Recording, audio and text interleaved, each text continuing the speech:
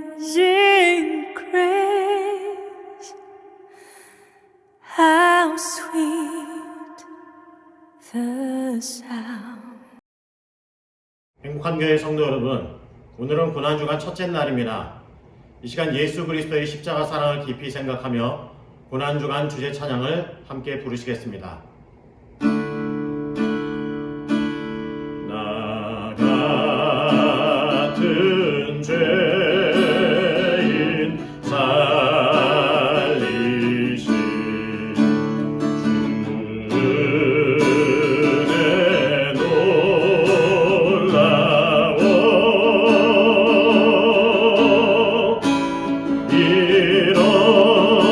잃었던 생명 찾았고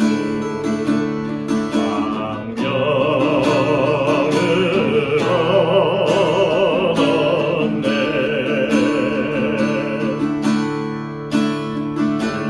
은죄악에서 건지신 은혜 고마워.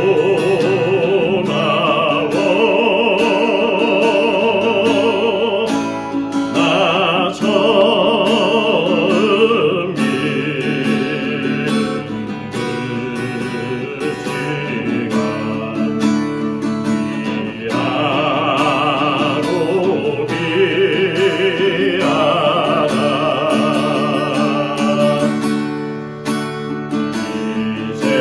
이제껏 내가 산 것도 주님의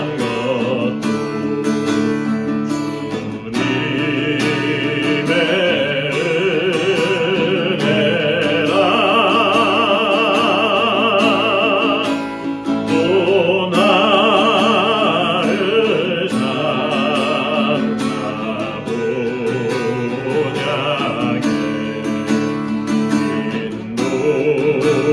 나를 삼가보냐게 인도해 주시. 거기서 우리 영혼이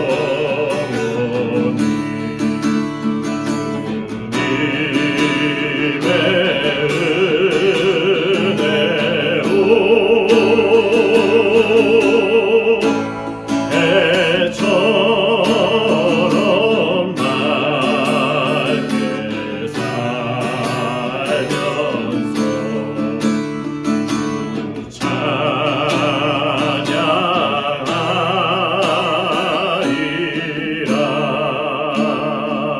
찬양하리라. 성도 여러분 안녕하세요. 월요일입니다. 오늘도 하나님의 사랑이 여러분들의 삶의 자리에 가득하기를 간절히 소망합니다. 말씀 한 곳 봅니다. 마가복음 12장 1절부터 12절까지의 말씀을 봉독해 드립니다. 예수께서 비유로 그들에게 말씀하시되 한 사람이 포도원을 만들어 산 울타리로 두르고 집자는 틀을 만들고 망대를 지어서 농부들에게 새로 주고 타국에 갔더니 때가 이름에 농부들에게 포도원 소출 얼마를 받으려고 한 종을 보내니 그들이 종을 잡아 심히 때리고 거저 보내거늘 다시 다른 종을 보내니 그의 머리에 상처를 내고 능욕하였거늘 또 다른 종을 보내니 그들이 그를 죽이고 또 그 외에 많은 종들도 더러는 때리고 더러는 죽인지라.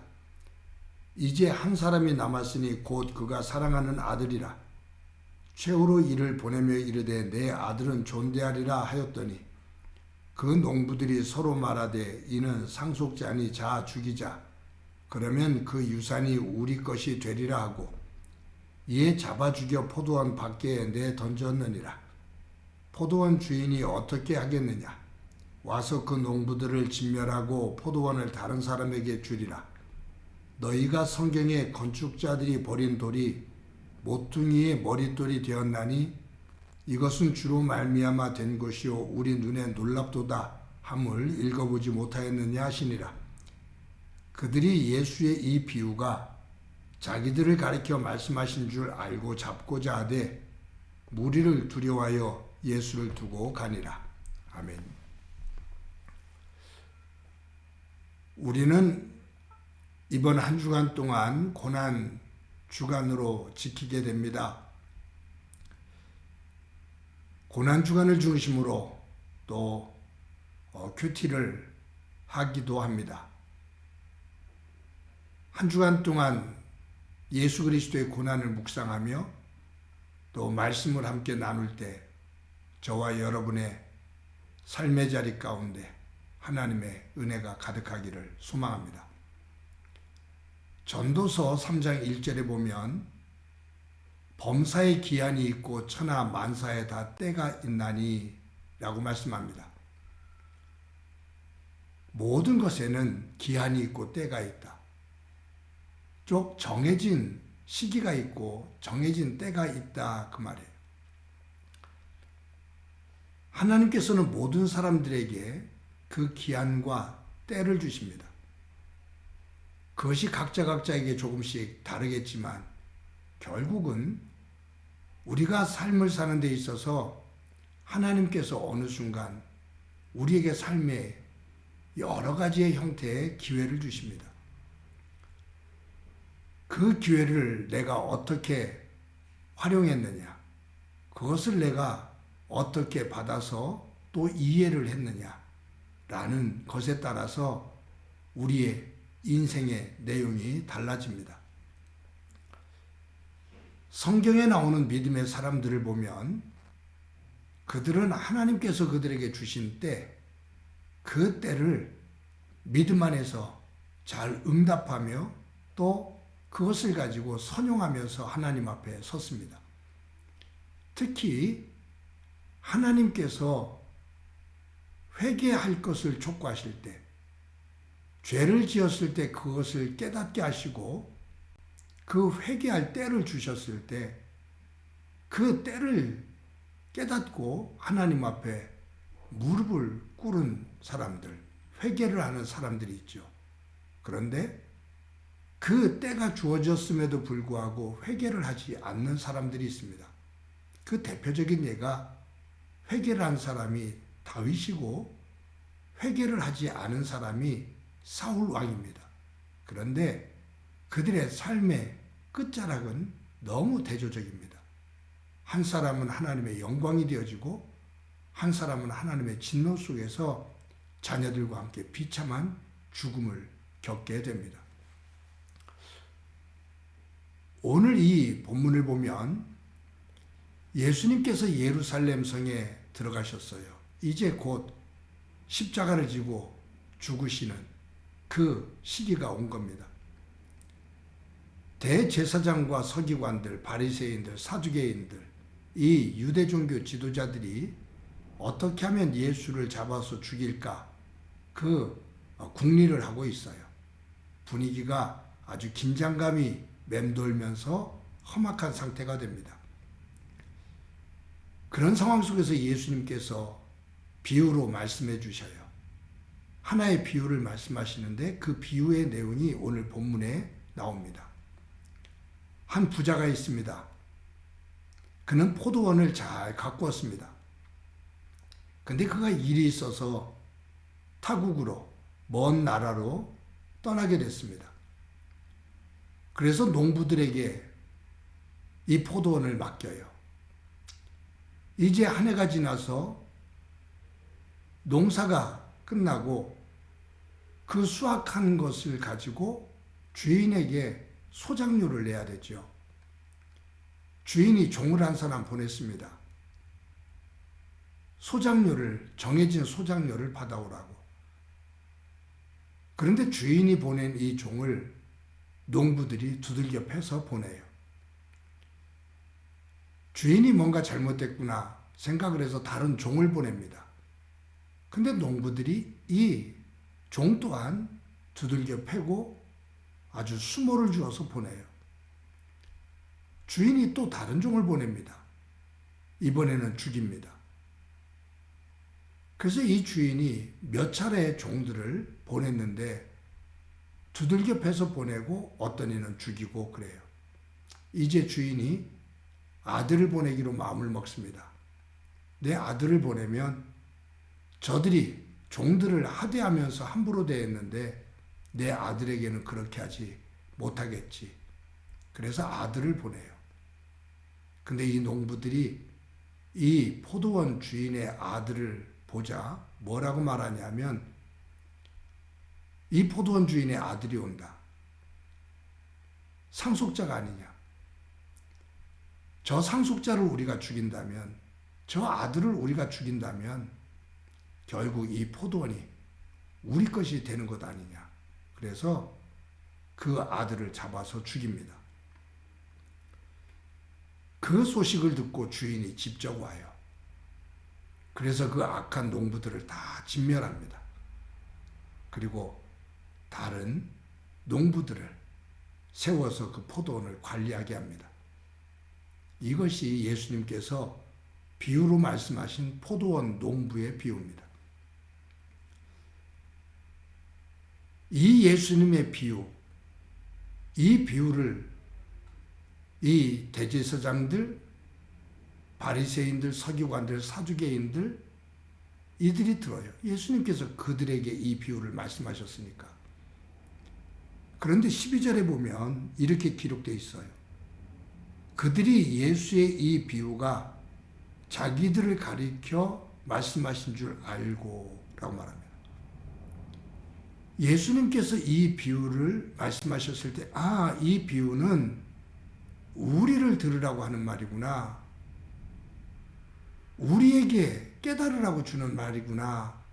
라고 이 종교 지도자들이 알았다 그 말이에요. 예수님께서 이 포도원 농부 비유를 말씀하신 것은 너희들이 선지자들을 그렇게 죽였고 또 하나님의 아들인 나까지 죽이려고 너희들이 지금 이러한 마음을 품고 있는 것 아니냐. 라고 말씀하시면서 그 악한 마음을 깨닫게 하고 회개할 것을 촉구하시는 거거든요. 이 유대 종교 지도자들도 그것을 알고 있어요. 그런데 그들은 회개를 하지 않습니다. 자신들의 잘못을 깨닫고 뉘우치고 하나님 앞에 회개하지를 않습니다. 도리어 더 독한 마음을 먹고 이 예수를 잡아서 어떻게 하면 죽일 수 있을까? 그런 도끼를 품습니다. 사랑하는 성도 여러분,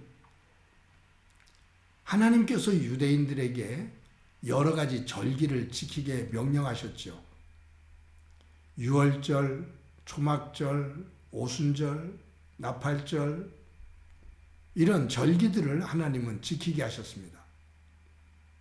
그 절기를 지키게 하신 궁극적인 목적이 무엇일까?